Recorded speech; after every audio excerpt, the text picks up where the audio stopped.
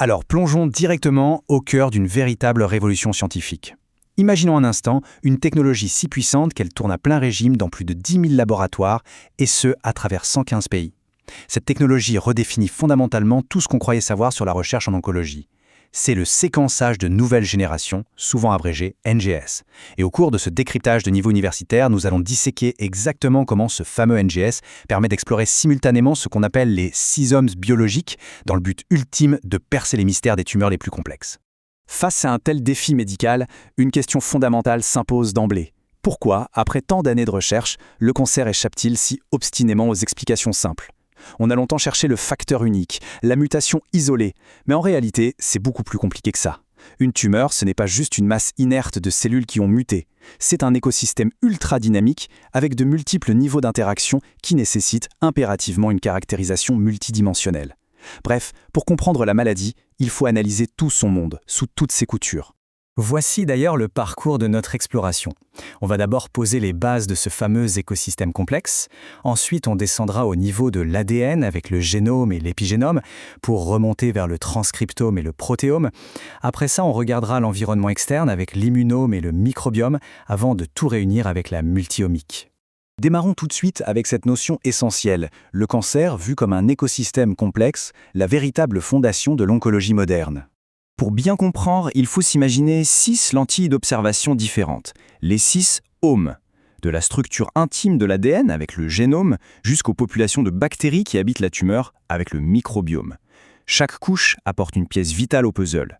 Et c'est précisément là que le NGS change la donne, car c'est littéralement le seul outil actuel capable de capturer la totalité de n'importe quel de ces 6 omes en une seule et même expérience. Pas besoin de sonde préconçue, c'est une méthode totalement non biaisée. On regarde et on trouve tout ce qui s'y cache, même les événements moléculaires les plus rares. Concrètement, comment ça se passe sur une paillasse de laboratoire ? C'est un flux de travail très bien rodé en 4 étapes. Tout commence par extraire les acides nucléiques de l'échantillon. Ensuite, on prépare ce qu'on appelle la librairie. On fragmente tout ça et on y accroche des adaptateurs. La 3e étape, c'est la machine qui prend le relais pour le séquençage massif en parallèle. Et enfin, la 4e étape, sans doute le plus grand défi aujourd'hui, l'analyse bioinformatique qui transforme des montagnes de données brutes en véritables conclusions cliniques. Et ça nous amène naturellement au code source de la cellule. Regardons de plus près la fondation de l'ADN et sa couche régulatrice. Ce chiffre est tout simplement fascinant. Seulement 2% du génome humain sert réellement à fabriquer des protéines. 2%, c'est dérisoire. Et c'est exactement pour ça que le séquençage du génome entier, le WGS, est absolument crucial en oncologie.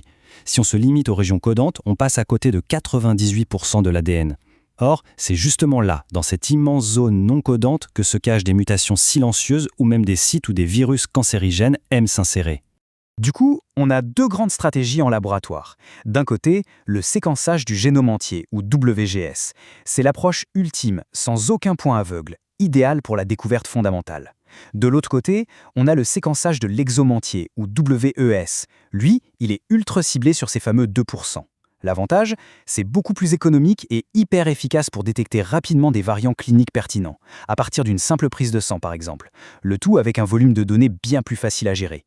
Mais avoir le texte de l'ADN, c'est bien, encore faut-il savoir quel chapitre la cellule est en train de lire. C'est ça l'épigénome. Et l'une des techniques les plus élégantes pour l'étudier, c'est l'attaque sec. Le principe est brillant. On utilise une enzyme hyperactive, la transposase TN5, qui va littéralement sauter et s'insérer uniquement là où l'ADN est déroulé et accessible. Et le plus fou, ça nécessite à peine 500 cellules et l'expérience prend moins de 3 heures. C'est parfait pour voir en temps réel comment une tumeur réorganise son ADN pour devenir résistante à un traitement. Poursuivons notre ascension moléculaire vers la couche d'expression, le transcriptome et le protéome. Bon, il y a une évolution technique captivante à noter ici. Historiquement, on utilise le bulk RNA-seq qui prend un bout de tissu tumoral et nous donne une sorte de moyenne de l'expression des gènes. C'est robuste. Mais la vraie révolution actuelle, c'est le séquençage de l'ARN libre, ou cFRNA. Les tumeurs sont vivantes, elles recrachent de l'ARN directement dans la circulation sanguine. En analysant ce sang, on peut détecter des signaux extrêmement spécifiques au tissu d'origine. Bien sûr, ça demande une puissance de calcul colossale, avec parfois plus de 150 millions de lectures pour filtrer le bruit de fond, mais c'est un bond de géant pour le diagnostic précoce non invasif.